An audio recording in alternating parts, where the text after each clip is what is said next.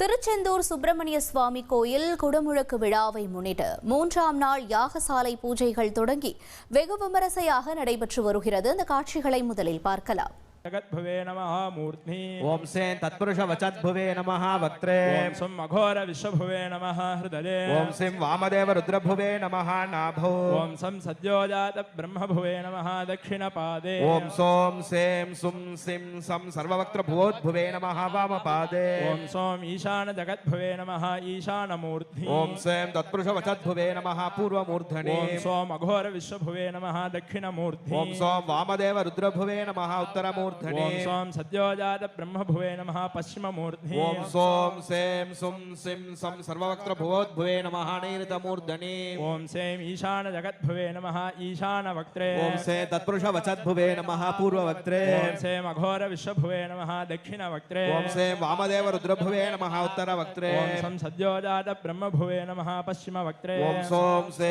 இதுகுறித்தான கூடுதல் விவரங்களோடு இணைகிறார் செய்தியாளர் பவானி. பவானி வணக்கம். இந்த திருச்செந்தூர் கோயில் குடமுழுக்குக்கான 3ஆம் நாள் யாகசாலை பூஜை பற்றின விவரங்களை பதிவு செய்யுங்க.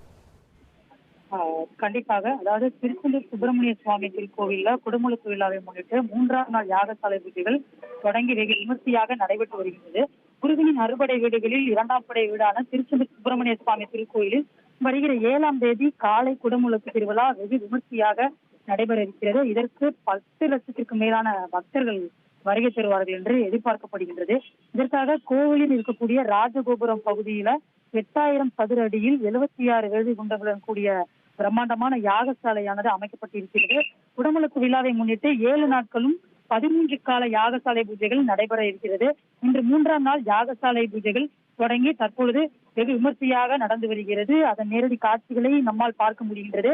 இதற்காக சண்முக விலாஸ் மண்டபத்தில் ஆச்சாரியா விசேஷ சந்தி பூஜை நடைபெற்றதை தொடர்ந்து ஆச்சாரியார்கள் யாகசாலைக்கு வந்தடைந்தனர்.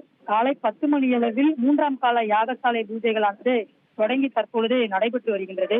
இதற்கிடையில கடந்த 12ஆம் தேதி அன்றைய தினம் தங்கமுலாம் பூசி புதுப்பிப்பதற்காக இறக்கப்பட்ட சண்முகர் விநாயகர் சன்னதி உள்ள கோபுர விமான கலசங்களுக்கு இன்று யாகசாலை பூஜைக்கு கொண்டு வரப்பட்ட சிறப்பு பூஜைகளும் அதற்கு செய்யப்பட்டு வருகின்றது. தொடர்ந்து பகல் 11 மணி அளவில் திரவிய பூரணாபதி நடைபெற இருக்கிறது. அதைத் தொடர்ந்து நண்பகல் 12 மணி அளவுல தீபாதனையாகி பக்தர்களுக்கு பிரசாதமானது வழங்கப்பட இருக்கின்றது.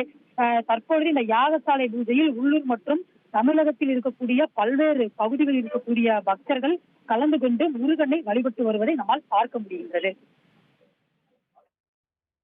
உங்களுடைய தகவல்களுக்கு நன்றி பவானி.